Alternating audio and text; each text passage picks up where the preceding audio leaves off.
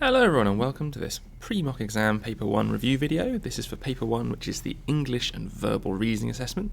To start with, we'll be running through a comprehension and the SPAG sections before moving on to look at verbal reasoning. Obviously this paper is meant to help support you through the paper, but we will just look at the instructions and go through some of the relevant pages just to highlight some things of importance. Obviously when you were doing this, you'd been told to make sure you stopped at the end of each section. It's just worth keeping an eye out for those as you're flicking through so you know in the real exam which parts you'd be expected to do in one go and which parts you'd be expected to stop at. It's worth noting that you don't just sit here and do the whole paper, instead it's split up into multiple parts. Pretty much the majority of this test is multiple choice, and then with this it's really important that you make sure you're marking your answers clearly. One of the things we recommend is it needs to be a nice firm line. So if here's the box, when you're filling it in, I would recommend making sure that it covers from side to side. And while it doesn't need to completely fill the box, I should be able to see it from far away. I'll often say to the students in the lessons that if I'm standing about 2 meters behind you, I should be able to see whether you've marked your answer. And that means it needs to be relatively firm, and it actually means you don't want a completely sharp pencil. It's okay if it's a little bit rounded, otherwise you're going to have to scratch back and forth a couple of times. The final thing to note, however, when you're making this firm line is it does need to be firm, but not so firm that you can't rub it out. And so when you're going through these and writing in your answers, just be aware that if there ever is a mistake, you'll need to rub it out. And actually, this is point number 3. So we want it to be firm enough that it can be seen clearly, but not so firm that you can't rub it out and put in a new answer. So that's something to bear in mind. Obviously, as you're going through, really important to make sure you keep your place. One of the most common mistakes I'll often see is that as people are doing their exams, if they don't answer the practice questions especially, they will sometimes get out of sync, and so they might accidentally put question 1 in practice question 1, and therefore the real question 2 goes in practice question 1, and it all goes to pot, and you may not notice that until you actually get to the end of a section. You suddenly realise, oh my gosh, I finished, but there's still an unfinished box, and then it's a panic and you've got to try and redo things. So again, just worth heading that off at the start. That's partly why I'm mentioning this pre-mock bit here. Make sure that you always keep your place. Make sure you're always checking, am I putting question 2 in the answer for question 2? And as part of that, do make sure if there are practice questions, you fill them in, even if it's just with a guess, so that you've actually got them filled in, so you're not then going to be tricked into putting the answer in there when it shouldn't otherwise be in there. So that's a really good tip for you all. Number 5, working as quickly and carefully as can. Basically, skip questions, do the easy ones first. We don't want you to be in a situation where you're running out of time with questions unanswered.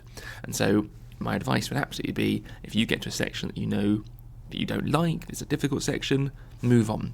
And so for this particular test, where we're about to move on and do a comprehension and SPAG section, many of my students find that actually the grammar section is the easiest. And so it's totally acceptable, provided it's within the section where you don't have to stop, which for this case it is.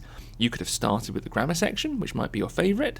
Perhaps you're really good at spelling, but you don't like punctuation, so you might then go and do the spelling. You might leave the punctuation till the end, do the comprehension, and then you left your least favourite subject at the end. That is totally acceptable. And there's no correct order to do it in, and many people just like to do it in the order from front to back. But also you are absolutely allowed to pinpoint and pick out the easy questions. Another thing many people will often do in the comprehension section is, because the last 2 questions are universal, they're not unique to the comprehension. Often there'll be vocabulary questions or just English questions. You can actually answer those 2 questions before you've even read the test paper. And again, that can save time, and it's just about getting those guaranteed marks out the way nicely. So there's lots of techniques, but it's just to highlight really, we want you to do as much as you can, and we want you to target the easiest marks first. Because if you've got 2 questions, and one is very easy, and one is very hard, they're both worth 1 mark, and therefore we'd rather you got many of the easy ones out the way than only one of the hard ones. And certainly we don't want you to not be finishing the test papers. Then it says here you can do any rough workings inside the booklet. It's really, really important that the booklet is where you put the working out and not the answer sheet. The answer sheet needs to be pristine, and pristine means completely unmarked, unblemished. The only thing that should be on there is your answers and nothing else, because when it gets scanned, if there are any marks and scratches and strange doodles, that can actually affect the ability of the machine to mark it. And we have had people, where they doodled on the back and then that's affected how it got scanned through, or they drew in the margins where there were the identification boxes and meant that the test paper didn't scan or didn't match up to their name, and so it can cause all sorts of problems. So generally speaking, keep it absolutely pristine, don't make any mistakes, or don't do any markings on there that aren't actually answers. And then it does say here, finally, number 7, if you can't do a question, don't waste time on it and skip it and go on to the next. Totally agree with that. And it says if you're not sure of an answer, choose the one you think is best. What that essentially means is guess. So if you spot it's 1 minute left of a section and you're not going to be able to go back and do the section again, you should just fill in A for everything. And I wouldn't recommend making it more stressful than that. Just pick your favourite letter and just mark them all that letter. And the reason we do that is because you might still expect to pick up either 25% of the marks or 20% of the marks, depending on the number of options. And it's well worth just having a guess at the end, because a guess could be right, whereas a blank answer will never be right. So it's always worth making that guess. And then specifically for this section here, we were asked to go through, and you were given 50 minutes. It was 25 minutes for English. English, of course, includes the comprehension and SPAG, and then 25 minutes for the verbal reasoning. And that's what we're going to get into now. So for the first section, obviously it was the English. So you run through the examples. You've gone through and, again, been given an example question where they tell you the answer, and then a practice question where you were asked to mark down the answer you think accordingly. And then, of course, you've been given a chance to actually read the comprehension. Now, we are going to do this in order today because I think it's worth doing. But, of course, as I already mentioned, you may have chosen to do it in a mixture of orders. And that's totally fine. But obviously, just for clarity, we're going to run through it from cover to cover. As you read through, it's always a good idea to signpost the comprehension. And what I mean by that would be to mark off, as you're going through, either difficult words, interesting facts, things that would make for good questions. And this is a skill you'll build up over time, but I would say that once you've done a few comprehensions, you can start to notice the kind of things they like to ask about. It might be interesting facts, it might be dates, times, places, location names. It could be if you notice good use of English, like onomatopoeia, or alliteration, or good use of English in terms of strong vocabulary. Those can quite often get asked about. So you may, as you're just reading through, if you ever notice, I'm like, I bet they ask a question about that, underline it or make a little mark, just so that when you're then coming back and checking, you're like, this was a bit about this fact, or this was the bit about this bit of history, or this was this part about this part of the story. And you can often just speed up the rate at which you're able to find the questions, and that can be really, really useful. So that's well worth doing. So again, by all means, I'd recommend actually as part of this, do give the comprehension a quick reread if you've not done so recently, just so it's fresh in your mind, and then we'll start going through the answers. And again, here is a nice long comprehension, and this was an interesting one because this was actually factual, and you'll sometimes get factual comprehensions, you'll sometimes get poem-based comprehensions, and of course sometimes you'll get story-based, and there's no way to predict what it'll be, so you do need to make sure that you're reading broadly, that you're getting familiar with all types of literature and different types of language, because they could use anything, and so you need to be prepared for whatever they throw at you. Right, let's have a look now at the questions. So, number 1, what do seahorses look like? And the answer to this was, they look like the knight in a chess game. They look like the knight, which is, of course, one of the chess pieces. Number 2, which body parts of the seahorse are shaped most like a horse? In this case, it's absolutely the head and the neck, the top half. In much the same way that on a chess piece, it's only the top half of the horse that's been showing the neck and head. Number 3, which creature's tail is the seahorse's compared to? Well, in the passage, it's compared to a monkey, because both are used to grasp onto things and to grab and hold onto them. That's why it's mentioned as a monkey. Number 4, what does the passage mention that is the seahorse uses its tail for? In this case, it uses it to grab onto things, and in particular, it sort of picks things up or holds itself in place, and so it uses it a bit like the monkey tail to grab hold of things. Number 5. In which of these would you most likely find a seahorse? Well, in this case, it's shallow, warm seas. The passage mentions how it's not a particularly strong swimmer, so it's not going to be out in deep, dark seas, and also it's a tropical fish, and the tropics are an area of warmth, so shallow, warm seas is the answer. Which of these is the best estimate in centimetres of 14 inches? Now, you may just know this answer, and you may be able to work this out yourself if you're particularly good at your unit conversions. However, it does actually say in the passage, this might be one where I go back to the passage and I'm going to look for reference to 14 inches. The answer was 35, that was the closest one. But if you need to go, and this is partly what I mean about sort of signposting things. For example, here it gives 0.5 to 14 inches, which it says is 1.3 to 35 centimetres. So if that's the same scale, that's how you know that 14 links to 35. And this is the kind of thing I would definitely get in the habit of doing, especially if it's a challenging question or one where there's lots of different numbers. I'd always be going back to the passage to just confirm and make sure that I've not missed anything or made any silly errors. So, number 7. Which of these statements is true about seahorses? Well, they absolutely can be a variety of colours and patterns. So they're not all the same colour, they're not only one of three colours, we do know what colours they are, and they don't live in the deep sea, and we do know that C is correct. So there you go, C is the only possible answer. Number 8, reading the passage carefully, which of these best defines a snout? Line 15. Again, if they give you the line number, that's often a pretty good clue that you should go back and have a look at it. And the way the line numbers work, remember, it's these numbers a lot across the left here, and so it does down here. It says the sea house has a long tube-like snout that ends in a tiny mouth. And I think the fact that it ends in a tiny mouth is a big old clue for that one, because it means you know it's sort of where the mouth is. In this case, it's basically the bit that comes out of their mouth and is kind of their nose, I guess you'd say. So that means it's the answer B, so it's the projecting nose and mouth. So it's kind of like the nose and mouth combined. And the fact that, say, the passage said mouth kind of gave that one away quite nicely. Pigs are famous for having a little snuffly snout when they go digging for things and digging around in the mud and the dirt for truffles and who knows what. I think that's all of them. Yeah, that was number 8. So number 9, they swim very slowly and stiffly. Which literary device is being used here?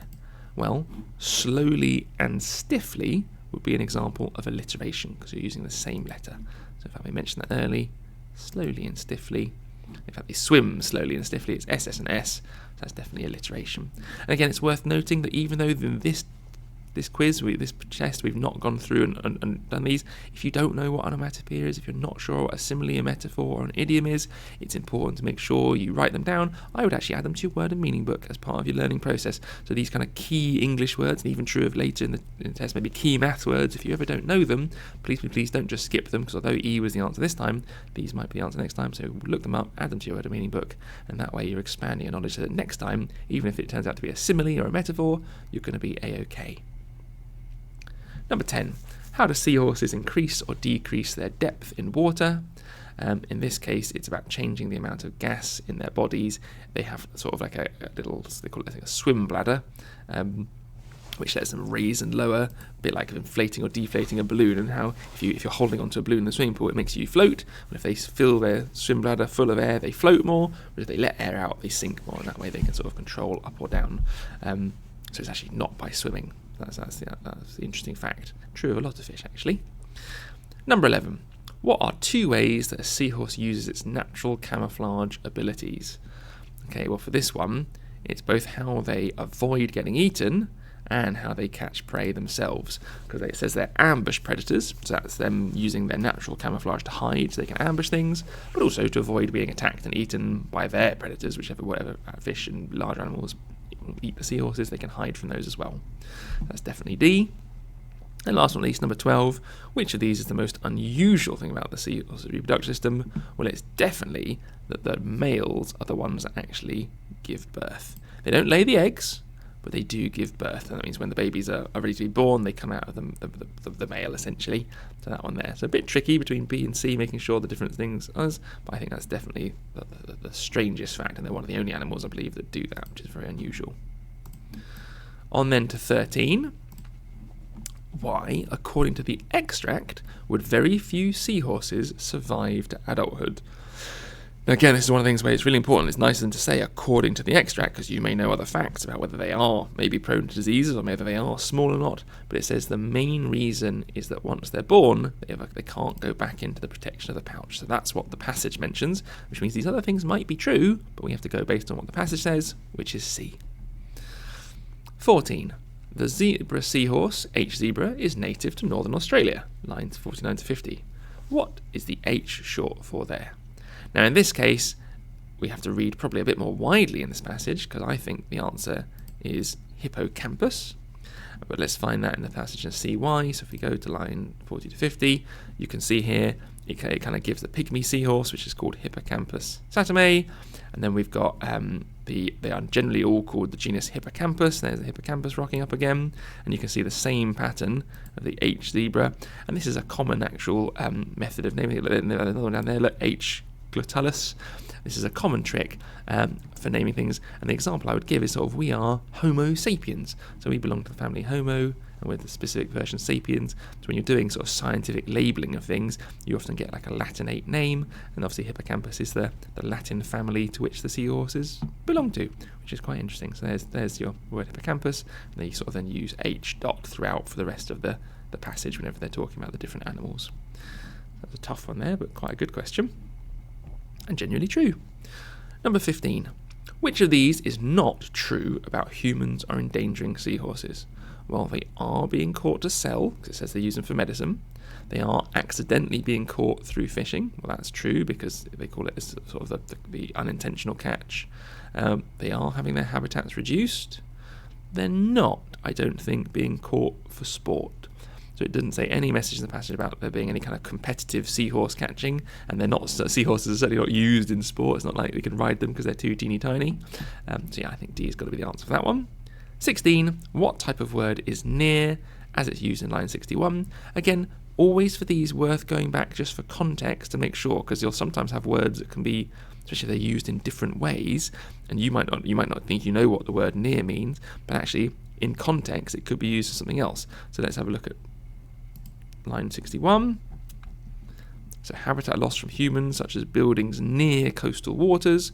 In that case, it's describing where it is. That therefore it must be a preposition. So here it is down here, a preposition for B. But again, it's always worth checking because you never know. It could be somehow used as an adjective or who knows what. And I've certainly seen questions where this one could have been one of two options, and until you read the passage, you weren't sure what it was. So that's always worth doing.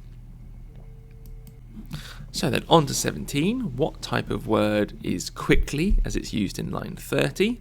Well, again, I would always recommend going back and checking the passage. So line 30, let's find it. It's going to be somewhere in here perhaps. So the seahorse sucks it quickly into its mouth. Well, the nice thing about these ly words, we often call them we often call adverbs ly words because they describe the verb. So if you did something quickly, if you ran quickly or jumped quickly or chased after someone quickly, it's a description of a verb. So it's an adjective, verb, and adverb, and that is the answer. And again, that one wasn't going to change, but possibly worth checking. Number 18. Stripes resemble those of. In this context, which word is closest to resemble? Well, if something resembles something else, it means it looks like it. And I would say a mirror image of that must be something that also looks like it, because retain means keep, change obviously means change, resent means you dislike something, or reject means you say no. So none of those mean resemble because it means look like. In this case, the actual context of the passage, which may again have been worth looking at if you needed a clue, is talking about how the stripes of the zebra fish or the zebra seahorse resemble those of a zebra. They look like a zebra, hence probably where it got its name from. Right, that's the comprehension section. So next up, we're going to run through the spelling. Just a reminder of how this section works. You need to read the passage, and then somewhere within that passage, one of the words will be spelled incorrectly. So in this case, if you thought hoped was spelled wrong, you'd answer option C. Now, you may have one word, you may have only two words. So you can see in the practice question, there was more words per section. In this case, the misspelled word is better because it should be B-E-T-T-E-R. So you simply make sure you answer with number C. Now, it is possible to have a no mistakes option, but the advice I would give is it's very rare. If you had 10 questions, I would be surprised if there were many more than 2, certainly not more than 3 N's. Because it's a spelling test, they are going to test you on spellings. And so if you look back at your passage and you've got 6 N's or 7 N's out of 10, or even 6 out of 12, you've missed some. You've almost certainly missed some. And so, although I can't guarantee exactly how many there'll be, I would just always be very suspicious if there are a lot of them. And I think that's well worth just being aware of, because otherwise it could cost you some marks. And I certainly know when you first look at it, you can start to go, oh no, nothing there, nothing there, nothing there. But yeah, probably 2 or 3 would be the upper limit of how many N's I'd expect to see. Just a piece of advice. And of course, I'm sure there might be one quiz ever where there was maybe 4, but I would just be suspicious and really double check carefully in case you've missed something. So obviously you would mark your practice question down, that's important, and then moved on to the next section, which is the spelling. So let's start running through these. So let's move that over to the side so we can see our N's. Some of these are a bit bigger. That looks right. Okay, so here's the answer practice question, of course, in case you didn't spot it, was friends. F-R-I-E-N-D-S, not the other way around. Number 19. I should have realised that I was unwell yesterday. In this case, realised is spelled incorrectly. It's missing the A, so it's R-E-A for realised. Then for number 20, she couldn't understand why the accident had happened. Well, it's accident with A-C-C. Accident, 2 C's an accident, which is important. Number 21, everyone laughed at the extremely amusing story. Here, I think story is the mistake. It should be S-T-O-R-Y, not I-E at the end there, so story is the mistake. For 22, we've got, my friend is going to arrive on Wednesday too.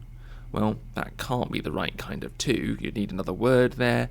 And so since it's only about correcting the spelling, it's got to be to meaning also. So T-O-O. So my friend is also arriving on Wednesday. My friend is going to arrive on Wednesday too. That would be a sentence that makes sense. So that must be there spelt wrong. 23. Their clear disappointment meant that we all felt sorry for them. Well, in this case, it's disappointment, but not disappointment, which is what it's supposed to be. So there's 2 S's in this, but we're supposed to only have 1 S in disappointment. That means 23B is the answer. For 24, the preposterous suggestion led to a rebuke from the professor. I actually think that's all correct. I think this is our first, possibly only N, where there's no mistakes. And for 25, the thieves countered the accusations with their fake alibis. Well, accusations is A-C-C, U-S-A-T-I-O-N-S, so accusations. They've misspelled that, they've missed a C, and therefore the answer to that one, must be C, because they missed a C. So then we're going to move on to the punctuation section. For the following punctuation section, again, we're going to go through and do the answers much the same way. Here are the practice questions, and as you can see, they always have the answer to the practice question at the top of the section. So if the answer here was, for example, D, and they've talked about what needs to be put in, they've missed the full stop off the end, which is a very common sort of opening mistake. Right, 26. My only concern is getting there on time. Well, that looks like a new sentence, and a new sentence needs to start with a capital letter. So the answer is A, because A is where the mistake has taken place. So it works in a really similar way to the spelling, where you've got to find what the mistake is, and then choose the section that contains that mistake. What lesson is straight after lunch? Well, that's a question, so it should be ending with a question mark, and it's not. So D is where that mistake is taking place. 28. The man, only just released from prison, did his best to adjust. So when we use commas like this, the man did his best to adjust is a sentence that's had an additional clause added in. So I think we need to have only just released from prison, and we need to have a comma there ending that sentence. So the man did his best to adjust, and then the extra information was only just released from prison. So I think C is the answer because it's missing a comma at the end of prison to sort of close off that sentence there. That's my answer for number 28. 29. The cat's collar had come loose around its neck. Well, it does belong to the cat, so I like that. That makes sense. The cat's collar had come loose around its neck. Well, hang on. This apostrophe here means that we're missing a letter, so does it make sense to say around it is neck? No, it should just be its. So we don't need the apostrophe because there's not a missing I for it is, which is the contracted version. So I think D is a mistake because they've used the wrong type of its. 30. The library was full. We worked from home instead. I don't think there's any problems with that. You could have used a comma here potentially instead, but a semicolon works in a very similar manner. So I don't think we need to get anything rid of number 30. So no changes. 31. That is a new rule, declared Jimmy. Now I don't actually think you need this comma here. So my answer is definitely going to be C, because you don't need a comma because that's the job of the speech marks. And then 32. The pilot's family was pleased she had qualified. Well, there's one pilot, so singular, so the pilot's family, the family that belongs to the single pilot, whereas this comma implies multiple pilots, so definitely A is the answer there, and I would move that over one space back. So it was just saying the pilot's family, the family belonging to the pilot. The possessive apostrophe is what we need there, not the one on the outside. Okay, On then to grammar. The grammar section, as I mentioned, is often by some considered easier, so you may have done this first. And I think that's a totally sensible tactic if it works for you, but we're going through it now. And of course, for the examples you can see here, it was decided, the friend has decided to go to the park. And at the top of this one here, you can actually see the horse galloped around the field, and gallop is a word that kind of means ran, but specifically for horses. Okay, so let's go make sure we can see this nicely and clearly. That's it better. Ooh, okay, so number 33. I've been something by the recent performances of my team. I've been impressed. D, impressed, definitely the answer for that one. 34. My something thought was that we should leave as soon as possible. I think my initial thought, kind of meaning your first thought, was that we should leave as soon as possible. And funnily enough, that's where the word initials come from, because your initials are the first letters of your name. So if initial means first, that's why your initials are the first letters. So I'm LL, for example. Those are my initials, my first letters of my names. 35. The orchestra's ability to perform so well was incredible. I think that makes sense to me. Incredible. The orchestra's ability to perform so well was incredible. Amazing. You know, orchestras absolutely can be amazing. On to this next one. So for 36, there was little something in defeat for my vanquished opponent. There was little consolation in defeat for my vanquished opponent. Makes sense. I don't think any others do. So consolation, like a consolation prize, is almost like something that makes up for it. So if it says here, if there was little consolation, it means there was no making up prize, there was no benefit or good thing that came from defeat for the vanquished opponent. So the person who lost didn't get anything out of losing, basically, is what that means there. 37. The significance of the weather would only become something later. Well, apparent means clear. So the significance of the weather, the importance of the weather, would only become clear or obvious later. So yeah, it would become apparent later. That makes sense. And obviously this is like the person telling a story, maybe a camping story, and the fact that a storm was coming, you know, explains why the tent flew away or something. That's the kind of vibe this sentence is giving, which is quite cool. I quite like that, quite inventive. 38. It was something that those who arrived first didn't get tickets. Okay. Well, farcical, that those who didn't arrive first get tickets. That makes sense. If something's farcical, it means it's nonsense. Fertile doesn't make sense. Arid doesn't make sense. Yeah, so it's got to be farcical. So if something is a farce, difficult word, it almost means like crazy or mad or like, you know, unbelievable. You wouldn't believe it. So it does make sense that it was unbelievable that the people who arrived first didn't get the tickets to the show. Well, surely it should be first come, first serve. So I think I can understand why that would be described as farcical. So yeah, I think A is my best answer there. 39.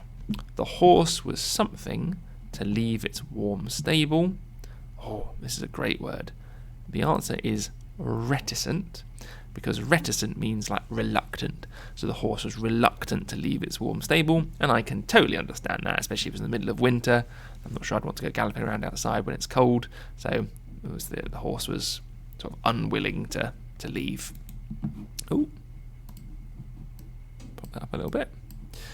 And then 40, the customer service had been abysmal, and I wrote an email, something, to senior management. Well, I think complaining to senior management, if abysmal means really, really bad, then you'd absolutely complain about that.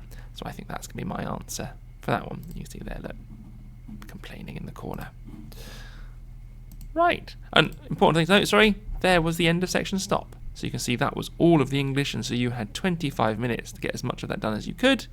And again, just to reiterate, you could have done it in any order that you sort of felt was beneficial to you, and perhaps even if you didn't realise that, now that you're just hearing this video, this might be something you want to try next time as a possible way of sort of improving by just going through and picking out certain areas that you think, oh gosh, yeah, I really want to focus on that.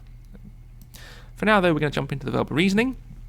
There are a whole host of different sort of practice questions for each of these, but again, you can see the answers here, and the answers to all the practice questions are at the top of the page. So when we jump to here, for example, which is the insert letter page, you can see all the answers are right up the top, which is hopefully quite useful. Let's start going through it. So, in this case, we need to have a letter that makes all the words correct. And so for 41, let's have a look and a think. Hard, date, cord, and dear would work. So I think D is the option for that one. So E is the correct answer for that question there. Then we've got lean, nice, turn, and nape. The nape is perhaps the hardest one there. The nape of your neck is like the base or the back of your neck. You often put a scarf on to keep the nape of your neck warm. That's the job of a scarf. So lean, nice, turn, and nape. Really good one, that one. Good vocabulary. 43, we've got, not bald, no. I go to the ball, B-A-L-L, or a ball. I link, I cull, I lose. So I think L is the one for that one. If you cull something, it kind of means to cut down. So you might, if you're a farmer, you might decide to cull down the numbers of plants in a field to allow it to recover or something. So to cull sort of means to kill off or get rid of. Obviously, to know what to lose, to link. We all know what a ball is. So I think those are the answers. Yeah, L definitely makes sense there. 44.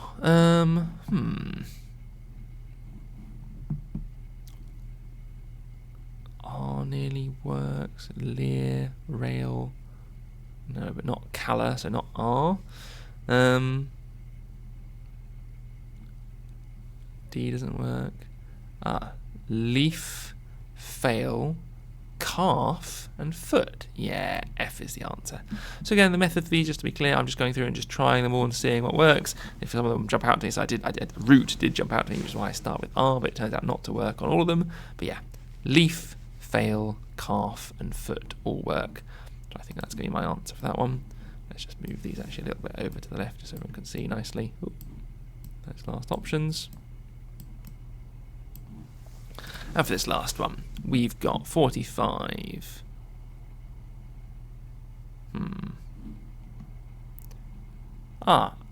Chap, peel, ramp, and post. So P is the answer, yeah. A chap is like a hello old chap, kind of means a person or a boy. Peel, you might peel something off, you peel stickers off things perhaps. Ramp, obviously what a ramp is, and post, like a post in the ground, like a thing that you tie a fence panel to, for example. And then 46.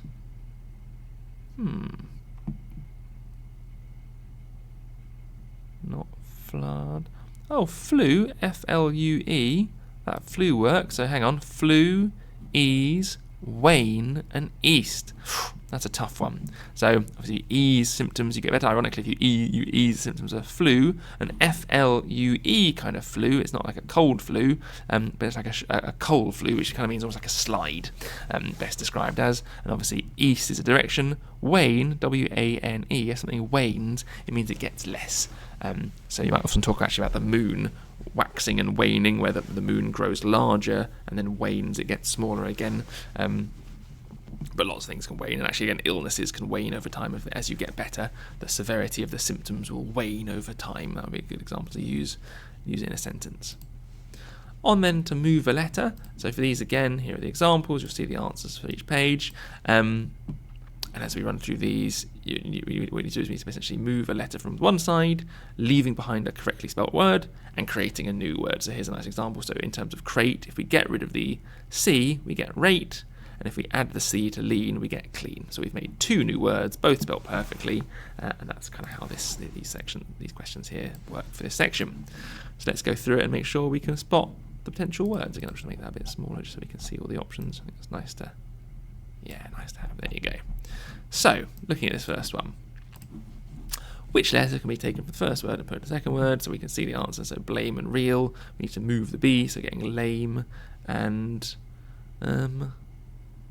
rebel, R-E-B-E-L. And that's a good example because it just shows that you can take the B from the front and then put it in the middle, so the B's can go anywhere you want, so they don't have to just go at the front or the back or wherever they've been come from. You can put it in. So yeah, lame and rebel for that example one.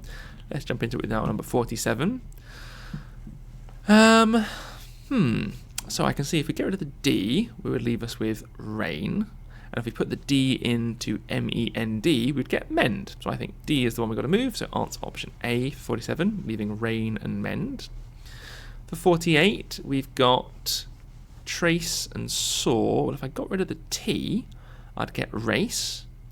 And then if I had S-O-R-T-E, a saute. So I think that works.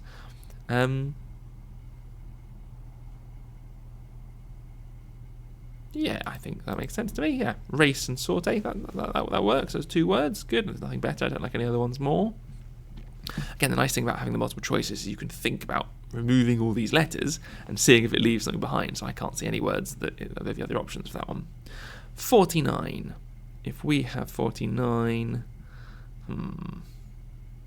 if we get rid of the H, we get wine, W-I-N-E. And if we put the H at the end of the T, we get bath. So yeah, I think H must be our missing word, so B is the option for wine and bath. I think I like that one. For 50, nous and bound.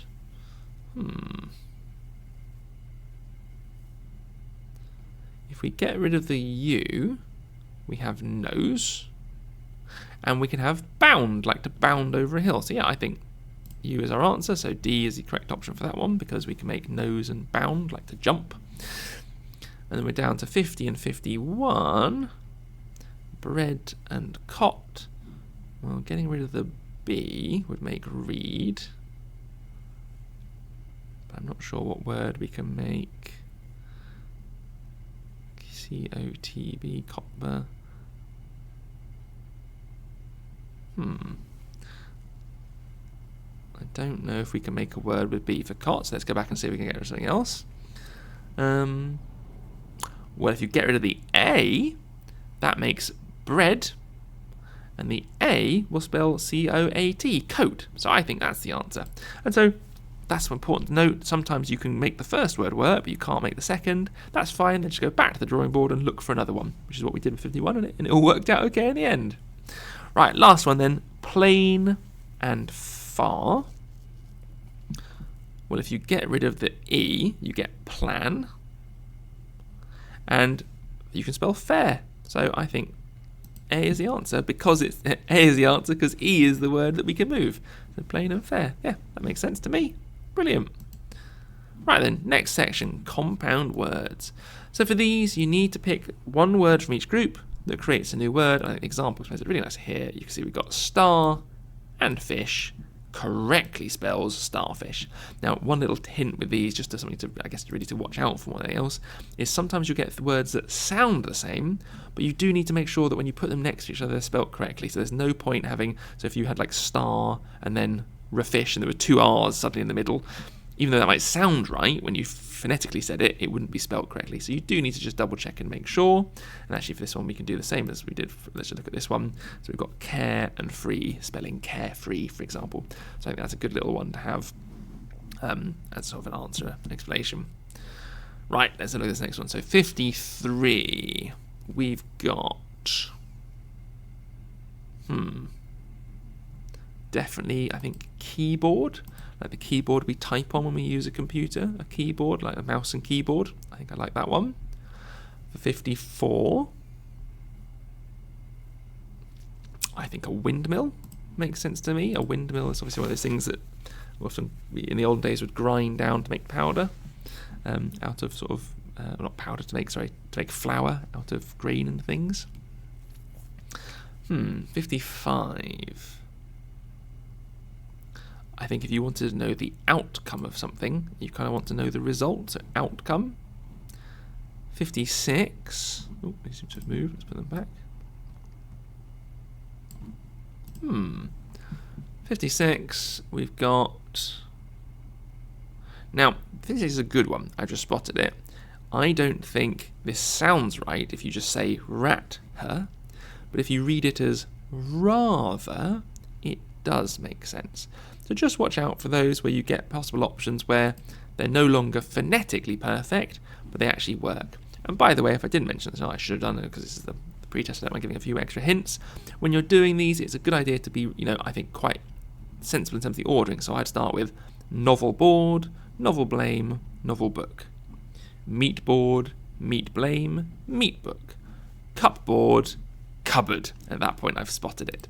So a cupboard is actually how we spell it, but I'm doing it in a very orderly fashion. And the reason it's a good idea to do it in an orderly fashion is it means that you know what's left to check over. So if, for example, cupboard didn't work, I know I'd be checking cup blame and cup book next.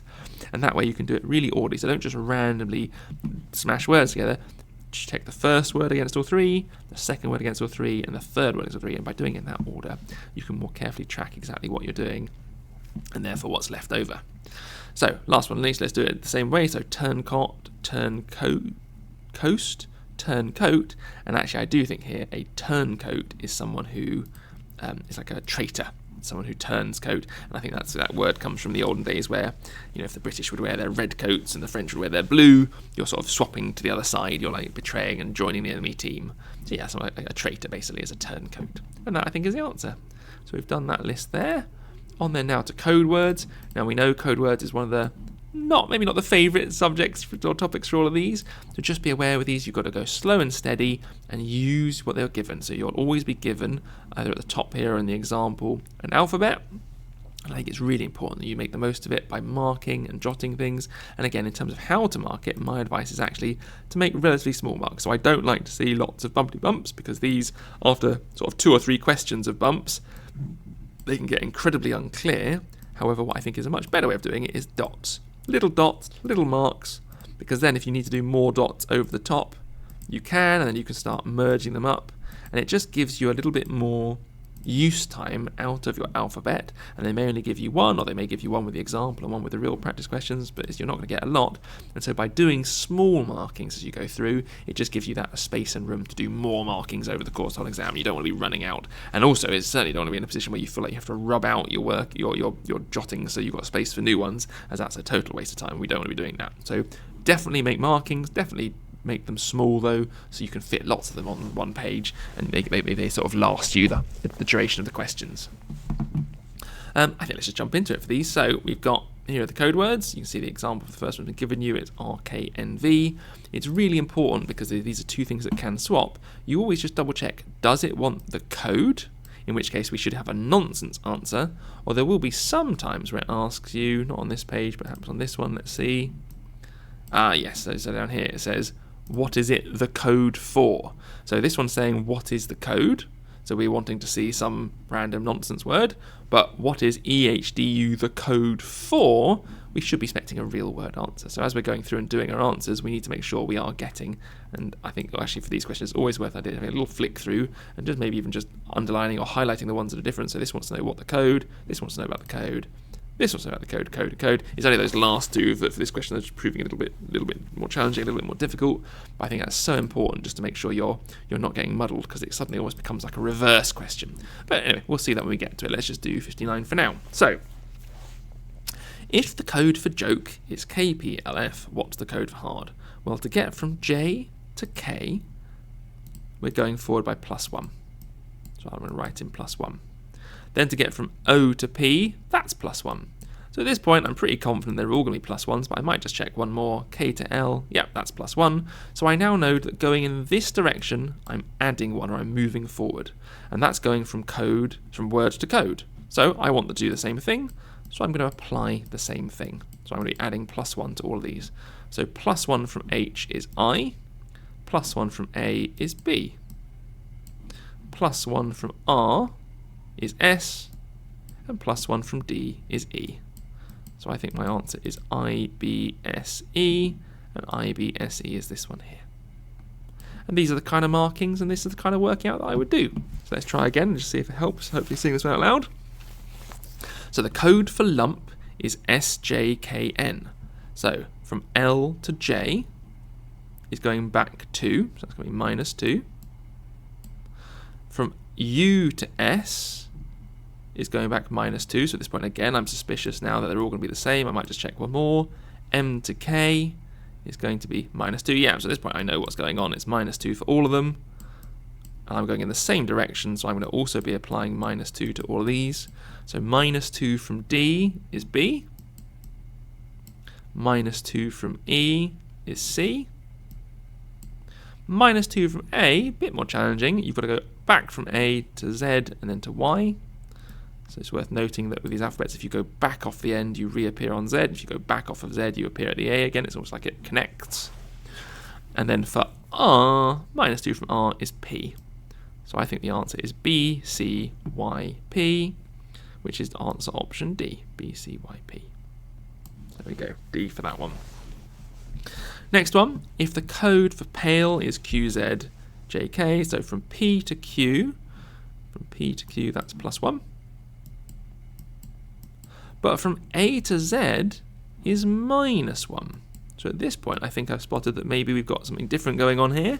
So now I'm going to be more inclined to check more of them. From I to J, that's +1. So now my sneaking suspicion is that this next one's going to be, it's going to go +1, -1, +1, -1. But I probably would check just to make sure. So from L to K, yeah, is also -1. So this is now an alternating pattern, and it's worth noting that this is absolutely allowed. It doesn't just have to be the same thing all the way throughout. You can get a sequence of alternating, +2s and -3s. So that does that, and that's why we always check more than one. If it wasn't the case, we'd just check the first letter and then stop checking. But notice how we always check at least 2 or 3 of the letters until we have a firm grip on what's going on. And again, since I want the code, we're going in the same direction. We're just going to apply the exact same pattern without swapping anything around. So R +1 is going to be S, but O -1 is going to be N. A +1 is going to be B,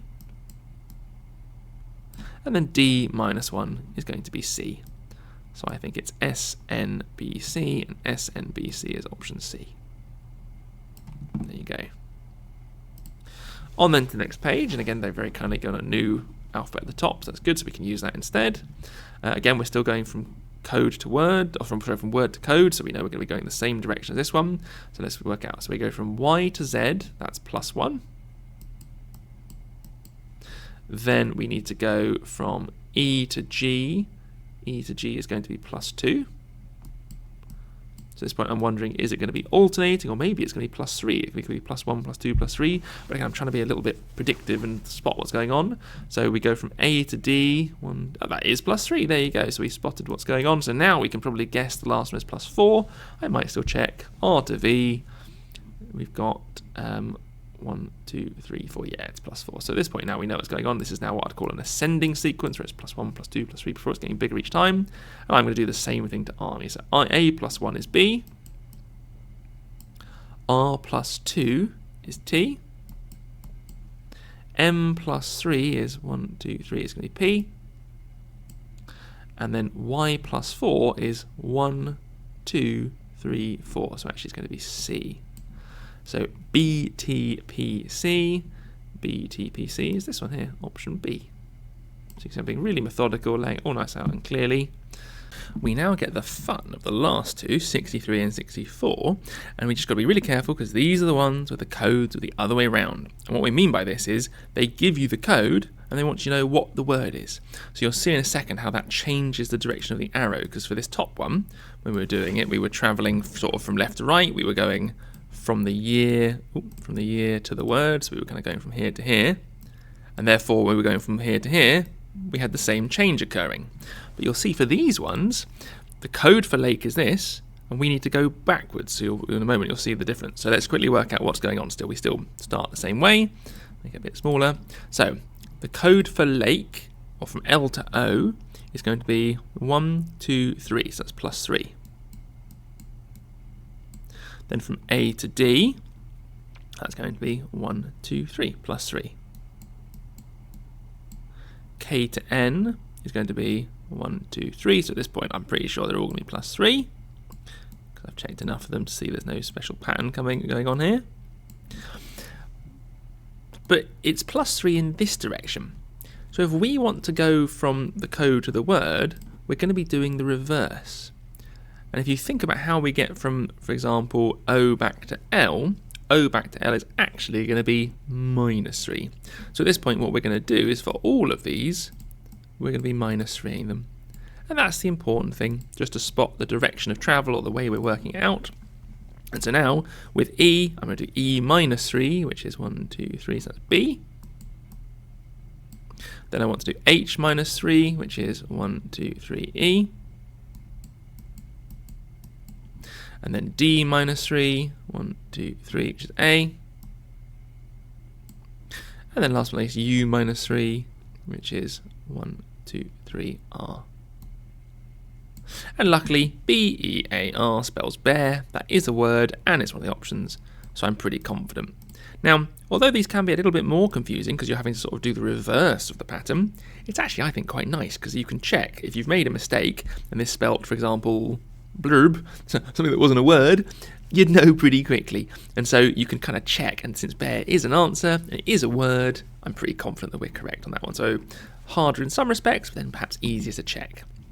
Let's try this next one and see. We're going to do the exact same thing. So we're going to start by working out just the code pattern. So from S to R is going to be -1. H to F is going to be -2.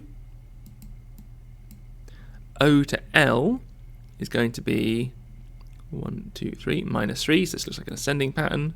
So that last one's probably -4. E to A is indeed -4. But that's how we get from here to here. We need to think about how we get backwards. So we're going to be doing the opposite. So we're going to be, instead of minusing 1 for the first letter, we're going to be adding 1. Instead of minusing 2, we're going to be adding 2. And so we can just write that out. We're going to be adding 1, adding 2, adding 3, then adding 4. And now I know what to do. I can just follow those instructions. So S plus 1 is going to be T. P plus 2 is going to be R. We've got F plus 3, which is I. And then I plus 4. 1, 2, 3, 4. Trim. And yeah, you can give the lawn a trim, you can give your hair a trim, it means to cut. So that is a word, so I'm pretty confident that's my answer. And those are the last two. So different, but not necessarily more difficult, just different. And they have their advantages and disadvantages. And that's how we do the code questions. On then to odd 2 out. We love odd 2 out. Or at least I love to odd 2 out because, again, like that last section, there's a good way of checking. And I'll show you. So for this one, we've got here blue, green, chair, dog, yellow. If maybe I think the answer is chair and dog, I should be able to explain why. And this is not something I would necessarily write out in the real test, but I would certainly be thinking to myself, can I name the group? So when we've got odd ones out, well, in order to be the odd ones out, the rest of them have got to be odd ones in. They've got to be the ones that mean something. So I know that blue, green and yellow are all colours. Because I can in 1 or 2 words name what they are, I'm pretty confident I'm correct. And so we like odd one out for that reason, that you can sort of check by using logic. So here we've got vast, immense, minute, tiny, massive. Well, vast, immense and massive all mean large, and therefore I can use my logic to work out that C and D must be the answers because they don't belong to the group. Now, one final thing that I think is good about these two pair of examples and practice questions is, just so happens that minute and tiny, they do go together, but chair and dog don't. And that doesn't matter, so I just want to highlight the fact that don't worry about if the answers don't match up. It's not whether these have anything in common, it just matters, are they not in the group of colours? And a chair is not a colour, and a dog is not a colour, and the fact that chairs and dogs don't have much to do with each other is totally fine and not a cause for concern at all. Right, so let's wing our way through these ones here. We've got a few questions to try for these. Maybe let's just get rid of Billy out of the way so we can see them nicely for here. So, odd 2 out. Which words are the best odd 2 out? Well, we've talked already about minute and tiny. For this one, we've got mission, camp, expedition, assignment, and holiday. A good selection. Well, if we think about going on a mission, I think that's going on like a mission to travel somewhere. An expedition involves travelling somewhere. A holiday also does. I would have said an assignment, an expedition, and a mission are all travelling for jobs, whereas a camp and a holiday are more for pleasure. So I think a mission, an expedition, and assignment are all work, camping and holiday don't have to be work. So that's why I think B and E is my answer for that one. And again, my explanation, these are all work-related roles. 66. Calm, serene, tranquil, noisy, and boisterous. Well, calm and serene and tranquil are all synonyms. So noisy and boisterous are the answers, and they just happen to be opposites. They don't have to be, but they just aren't calm words. Boisterous, often I'm going to say boys are boisterous. It tends to mean they're sort of full of energy and volume and running around the place and having good fun. 67. Abandon, abode, habitat, dwelling, building. Well, all these in the middle, an abode, a habitat, and a dwelling are all homes. Therefore, abandon and building are not words that mean homes or places where people live. You might live in a building, but you don't have to. So I think that's going to be my answer. 68. Odd, consistent, scattered, regular, uniform. Well, consistent, regular, and uniform are all synonyms. So I think scattered and odd must be my answers, because those don't mean the same thing as consistent, regular, uniform, which means always the same or unchanging. 69. Astute, stupid, clever, intelligent, daft. Well, clever and intelligent mean the same thing. Stupid and daft mean the same thing, so it all comes down to this word astute. And if someone is astute, they are very clever. So astute, clever, and intelligent are the group. Stupid and daft are the odd ones out. And obviously, stupid and daft, they could almost be insults, whereas the others are compliments. That's another way of describing it. 70. Prominent, outstanding, protruding, ingrowing, intruding. Okay, so if something protrudes, it sticks out, it stands out. If something's ingrowing, it's the opposite. If something's prominent, it stands out, it's noticeable. And if something's outstanding, it stands out. So I think the answer here is going to be ingrowing and intruding, because A, B, and C all mean essentially the same. They all mean to stick outwards or to stand out, whereas the others are the opposite. They stick inwards, or they don't stand out. So yeah, D and E, ingrowing, intruding, because they don't mean standing out or being obvious to spot. 71. Plain, complex, intricate, simple, tangled. Well, if something is complex and intricate, it means it's very difficult. Plain and simple both mean simple, so it kind of comes down to what the word tangled means. And I think probably tangled is complicated. Like if I had to untangle something, that's more complicated. So I think complex, intricate, and tangled are the group, which means then that simple and plain are the odd ones out. Hopefully that makes sense. Hopefully I explained those okay. Always with these, make sure, so if you didn't know what an abode means, if you didn't know what serene or tranquil was, make sure you're just jotting these words down in your word and meaning book, really getting the maximum value out of them. I think that's good advice. We're then going to go on to the last section, the last big section, because it's actually a small little two-mark section at the end here, which is make a new word. And for these, we need to work out how the middle word has been created from the letters in the two words either side of it. So these ones, they're a bit in depth. You've got to sort of, from a combination of letters, be adding them together, and we'll do it now. So let's look at the example. So the P can only have come from the first letter because there's no P in the second letter. So applying that same logic, the first letter of the first word is S, so we know our word starts with an S. Then we've got an A, and the A can only have come from the third letter of the first word. So we want the third letter of the third word, which also happens to be A. S can only have come from the first letter of the second word, so we want the first letter of the second word, which is T. And finally, we want T, and T can only have come from the second letter of the second word, which is E. And so we want S-A-T-E, which is sate. And that really is the process of just going through. Now, you will occasionally get questions where you're not sure which word has provided the letter, in which case you simply have to check both. And those are the more challenging ones, so I'll highlight those if we come across any. Let's look now. So here you can see the example was rent.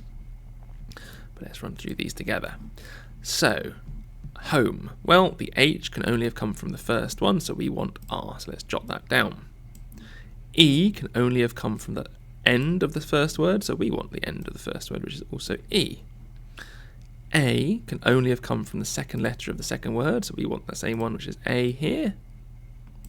And then finally we want L, and L could have come from either of these last two, so we want to have a look at both, R-E-A-D or R-E-A-E, Well, I think read is a word, but R-E-A-E is not, and it's not one of the options, so the answer is definitely read for this first one. But you can see if there's two letters, you've got to consider both, and I might, if you're not sure, write them both down and then just see which one looks more like a word, or if you're confident, obviously you can just go for it straight away. 73. We've got seal. We've got A, which could only have come from seal, so that's the third letter of the first word, so we want it to start with I. So already we can get rid of a couple of options, which is quite nice, and if you can still eliminate, it's always a good idea to do so. We've got L. Well, L can only have come from here as well, so we've got to then do IR. And so actually at this point, iron is probably the only option. So if I was pressed for time, I think right now I've worked out it's IR, there's no other options, I would go with iron and be on my way. But because we're reviewing it together, let's just keep going and make sure we're confident. So we've got here the S. Well, the S could have come either from the first word or the first of each word, so it's either IRS or IRO. Well, in this case, IRO is the only option that matches up with one of these, so iron is looking pretty good. And then finally, we've got the O, which only comes from the second letter of the second word, which is here, and iron is my answer. But again, just to be clear, I absolutely would, as soon as I've eliminated all the way down to one option, I would go straight for it. So as soon as I have figured out that IR, I would have marked E and moved on, and then maybe only finished this off at the end if I had time for checking. Then I would have finished in the ON part of it. Let's look now at 74. So we've got the A. Well, that could have come from two places. So we have to start with two words. It's either going to be T or P. So no eliminations yet. Well, actually, that's not true. We can eliminate the R one, which helps it narrow it down slightly. Then the I can only have come from here. So we want E. So it's either TE or PE. That gets rid of taps. Then the R can only have come from the cars, so we want this one here, which is an A. And finally, the S can only have come from the S, which is that last one of the second word, so we want R. So here are our two options, and since there isn't a pair on the option list, we have to go with tear, so answer A. Nearly there. So for 75, we need to get the N from possibly two places. So we either have the third word, so it's going to be S, or we want the third of the second, which is T. Then we've got E. E can only come from the last one, so we've got... Oh, no, not E, sorry. Grab that out. So we've got the E can only come from the last word, the second, which is H, so SH or TH. It's this one here. Then with the W can only come from the first of the first, we want E.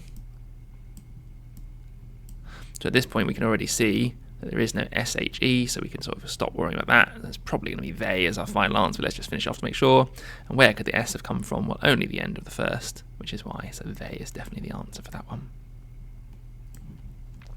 76, the P can only have come from here, so we need an H. The E can only have come from here, so we need a D. Nope, we need an O, sorry, the last of the second, again, last of the second, so O. That's the E. We want the S to come from the first word, so HOL. So it's probably going to be whole or holder, the last one, that's what we'll look for. And then finally, where could the T have come from? The T could only have come from salt, so it's the D. So hold is our answer, HOLD. So the C can only have come from scam, so we want the L here from flag. The A could have come from two places, so at this point I'm going to make myself two L's and work out each of them. So if the A came from here, it's going to be aced, so it's going to be LA. Or if the A came from here, it's going to be E, so it's either LA or LE. So that's why I've written both out, so we can just keep track of what's what and who's who. R could only have come from RT, so that means we want C, so LAC or LEC. Lace is looking pretty good. I think that may be all the options, we'll have to see. But then last but not least, we've got T, and that can only have come from here, which is E, so yeah, lace is our answer, LACE. And just using these multiple choice guys really helps speed things along, because you can then cross out things and you realise it's not possible. In fact, the fact there was no LEs meant we didn't even need to really work out the LEC, but it's nice to see the process. 78 then, let's get this last one done. So we've got the A could have only come from slam, so we want the A to come from pear, so it's going to start with A, getting rid of char and rock. and rack already. That seems like a good start. Then this M can only have come from the last word here, so AR. So now R just got to be the answer. And so hopefully you can see that process of sort of using the eliminations is really powerful, really effective, because we only had to work out 2 letters. And just to finish it off for completeness sake, the I would have come from here, which is going to be C. And the D is going to come from the first letter. So yeah, H from the hock, so arch. But again, you didn't need to, you could jump straight to it. We're on then to the last section, which is the reading information section. These questions are great fun. They're kind of like puzzles. My advice is to use the letters that are given and sort of work out what's going on. If you ever get a Luke and a Lucy, you might have to write out in a bit more detail. They're a bit mean when they do that, but it's kind of fun. Otherwise, I just make notes and things. So let's see. My train left 13 minutes later than Luke's. So you've got Luke's and mine. It's a bit weird for me to say because, of course, my name is Luke, but we'll make it work. So we've got Luke's and mine, and that the gap is 13. Chris's train left 8 minutes later than Poonam's. So you've got Chris and Poonam, and they've got a gap of 8 minutes. So Poonam's goes first, then Chris, and that's a gap of 8. Whose train left 3 minutes after Luke? So now we've got a bit of information. So Poonam's is 3 minutes after Luke. So now we know we've got Luke, then Poonam, and the gap there between those two is 3 minutes. And it was 7 minutes earlier than Lucy. So actually now we've got some information about Lucy as well. We know that Lucy's is going to be, so I'm going to do LU for Lucy, and that's going to be 4 minutes earlier. So we can put that there because that's going to be 7 minutes earlier than Poonam's. Going that way is 7 minutes. But also, actually, we have a bit more information now. We can start tying it together because we know, so if we make a master list, so we've got, let's start with Poonam's here, because he seems like the important person. So if that's 3 minutes after Luke's, so there's Luke. That means we know Lucy's, which is LU, was a total of 7 minutes, so that's a gap of 3, that's a gap of 4, because in total that adds up to a gap of 7. We also know that my train was down here and it was 13 minutes after, but we know Chris's was 8 minutes, so we can fill in Chris's here 8 minutes later. And if we know the gap between Luke and mine is 13 minutes, we can actually even go to say that there's a 2 minute gap there between mine and Chris's. So we've now got the whole story laid out nice and clearly. So Lucy's left at 7:28. What time did my train leave? So this is Lucy down here at 28. So 28 plus 4 plus 3 plus 8 plus 2, although the easy way to do that is I'm going to add all that up. So 2 plus 8 is 10. So that's going to be 38, 42. So I know the answer is going to be.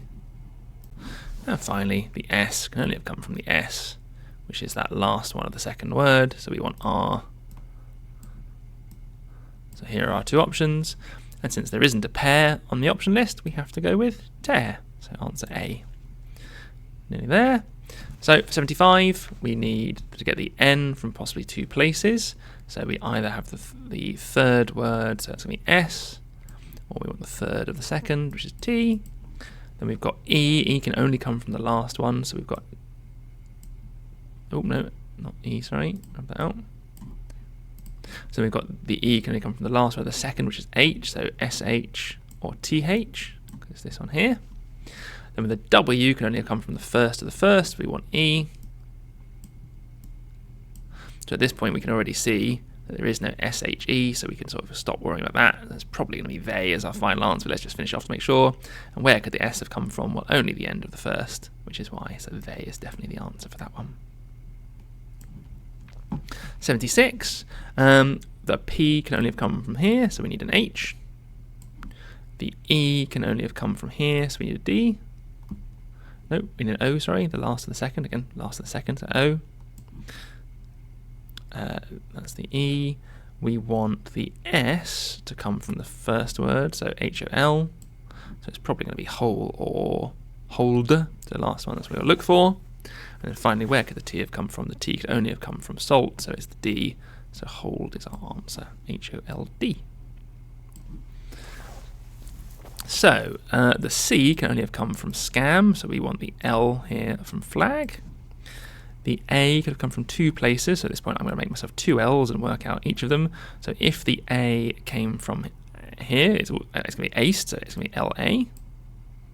Or if the A came from here, it's going to be E. So it's either LA or LE. So that's why I've written both out, so we can just keep track of what's what and who's who.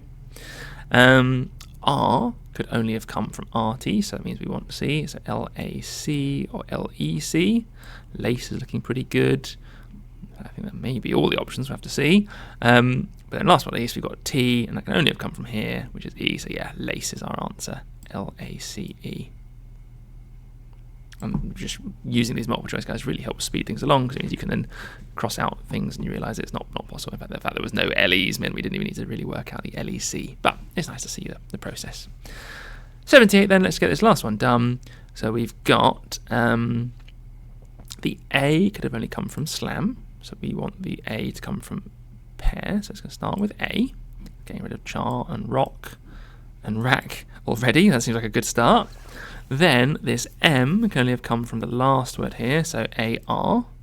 So now, art just got to be the answer. And so hopefully you can see that process of sort of using the eliminations is really powerful, really effective, because we only had to work out 2 letters. And just to finish it off for completeness sake, the I would have come from here, which is going to be C. And the D is going to come from the first letter, so yeah, H from the hawk. So arch. But again, you didn't need to, you could jump straight to it. We're on then the last section, which is the reading information section. These questions are great fun. They're kind of like puzzles. My advice is to use the letters that are given to sort of work out what's going on. If you ever get a Luke and a Lucy, you might have to write out in a bit more detail. They're a bit mean when they do that, but it's kind of fun. Otherwise, I just make notes and things. So let's see. My train left 13 minutes later than Luke's. So we've got Luke's train. And my train left 13 minutes later. So there's mine, and that is a gap of 13 minutes. Chris's train left 8 minutes later than Poonam's. 8 minutes later than Poonam's means if we had Poonam like this, I'll do it over here for now, Chris's has got a gap of 8 minutes. Poonam's, whose train left 3 minutes after Luke's. So Poonam's is 3 minutes after Luke, so I can now put this over to here and sort of redraw it. So Poonam's is 3 minutes after, so Poonam's going to be about here. And then we know Chris's is going to be somewhere down here. And in fact, we know that gap is 3. We know that gap is 8. So actually now we even know this gap is 11. So we know Chris is sort of slightly before mine in terms of where it goes. But 7 minutes earlier than Lucy's. So I've got to read that again. So Chris's train left 8 minutes later than Poonam's, who's left 3 minutes after Luke's, but 7 minutes earlier than Lucy's. So I'm reading that to say Poonam's was 7 minutes earlier than Lucy. So Lucy's left at 7:28. So we actually have a date, or a time now. So we have 7:28, which is when Lucy's train left. And we know that Poonam's was 7 minutes earlier than Lucy, so we know that this gap here is 7 minutes. So I can actually now put Lucy's on there and say that Lucy was at 7:28. This gap is 7 minutes, so I then know that Poonam's, because it's a gap of 7 minutes, or let's make my 7 look a bit more like a 7, is going to be at 7:21. Nope. And if Poonam's is at 7:21, we know that there's a gap of 3 minutes to get to Luke's, and then 13 to get to mine. So that's going to go back another 3 minutes. That's going to be 7:18 is when Luke's train happened. And then 18 plus 13 is going to give us the final time.